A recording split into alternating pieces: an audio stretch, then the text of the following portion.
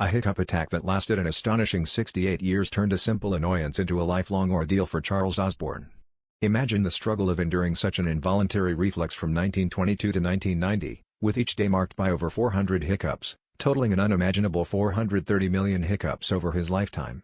This relentless case of hiccups began after a seemingly benign incident with a hog and continued to baffle doctors and specialists alike, who could offer no cure. Despite the perpetual discomfort, Osborne remarkably adapted, leading a life filled with resilience and determination, even managing marriage and fatherhood. His story isn't just about an extraordinary medical condition, it's a testament to human endurance and the power to navigate life's challenges, no matter how unconventional. This hiccup marathon might just redefine what it means to have patience and perseverance in the face of the unexpected.